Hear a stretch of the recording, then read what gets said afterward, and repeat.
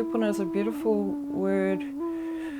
Tū being to stand, in your puna being your spring, or your taonga that they have handed down to you through your DNA.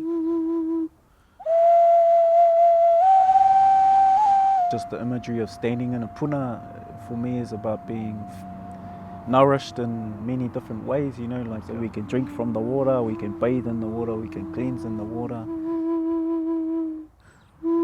I think of my ancestors that fought really hard so that I could be here. I feel their presence walking with me a lot in my artwork. Really, I think about, what would our tūpuna do at this time if they were alive, and we've got to think of ourselves that we're eventually going to be tūpuna for our mokos and, the next generation to come, and what can we do in the now to be good tūpuna. So I like to somehow portray that through my mahi.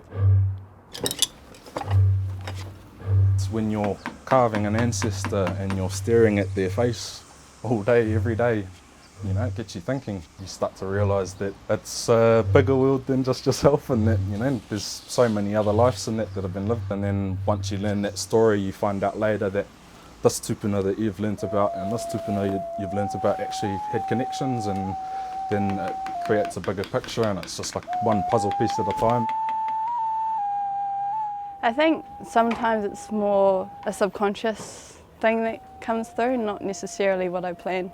I do cultural pattern and design. I'm from Tūhoe, so that influences my pieces. Being Māori and Cook Island artist, it's something subconscious, it's not forced, it's not planned, it just comes through when I draw or paint.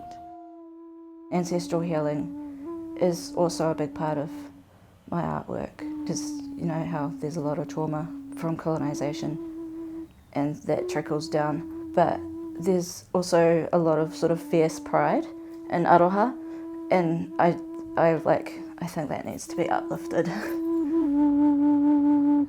And the puna for me is the source of all life. So it's not exclusively ancestors, but it's more about standing in that power of who we are and how we connect back to the beginning of time and how we operate and move in this modern world. Certainly inspired by ancestors, even qualities and traits that manifest themselves in you as their uri. That's just a natural aspect of our whakapapa and our DNA. So definitely all of those things are at play when you are a Māori cultural artist, I feel. And all of our art forms, I believe, are interconnected, so they're all highly valuable.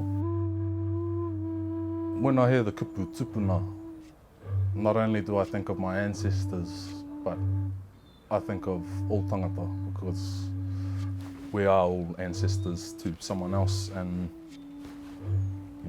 looking back at your tūpuna, who were they? Looking at us now, who are we?